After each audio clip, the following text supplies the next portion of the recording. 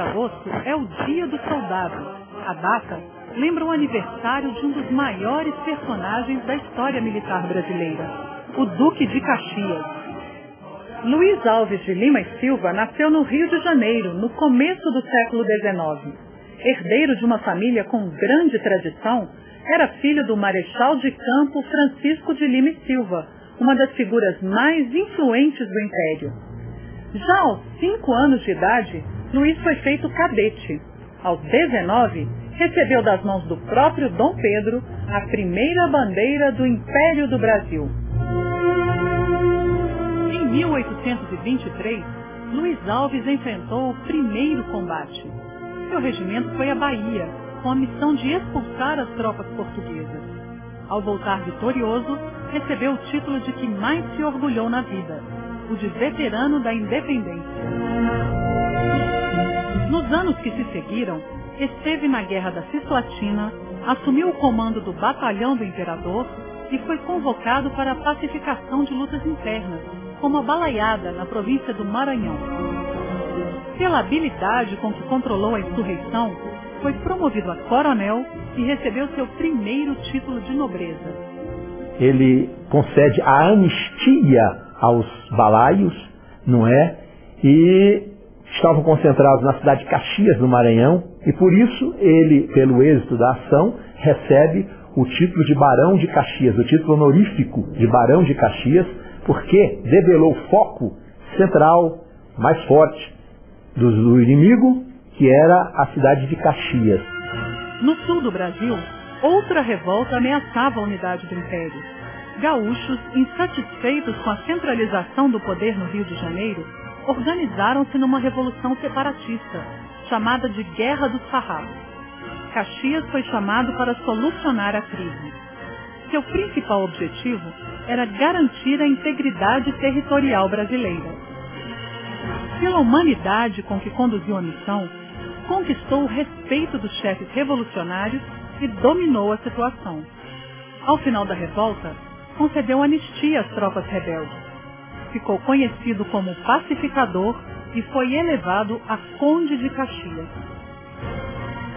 Caxias percebeu que, tanto na política quanto no conflito armado militar, a humilhação de uma derrota terrível é pior do que uma negociação que procure reconstituir os pontos de contato, ao invés de uma dureza que só faz marcar ainda mais os pontos de atrito. A carreira militar de Caxias seguia brilhante, ao mesmo tempo em que ele começava a enveredar pelos caminhos da política. Indicado a senador do Império, teve a oportunidade de exercer o mandato junto com seu pai. Mas em pouco tempo, ele trocou as discussões políticas pelas estratégias militares. A iminência de uma nova guerra nas fronteiras ao sul do Brasil o levou de volta ao campo de batalha, dessa vez contra o ditador argentino Juan Manuel Rosas e seu aliado uruguaio, Manuel Oribe. Ao final da campanha, recebeu o título de Marquês de Caxias, atingiu o posto de Marechal do Exército e passou a ocupar posições importantes, como ministro da Guerra e presidente do Conselho de Ministros. O Império do Brasil firmava-se como a nação mais influente e bem organizada da América do Sul. Mas essa posição desagradava países como o Paraguai. Sob a alegação de que seus vizinhos ameaçavam a soberania do país, o Marechal paraguaio Solano Lopes preparou sua nação para o combate. A Guerra do Paraguai foi o maior e mais sangrento conflito armado internacional ocorrido no continente americano. Também chamada de Guerra da Tríplice Aliança, envolveu Brasil, Argentina e Uruguai em luta contra as tropas de Solano Lopes. As batalhas aconteciam na região da bacia do Rio da Prata. Quem controlasse os rios ganharia a guerra. No princípio, as tropas reunidas pela aliança não chegavam a 1/3 das forças paraguaias.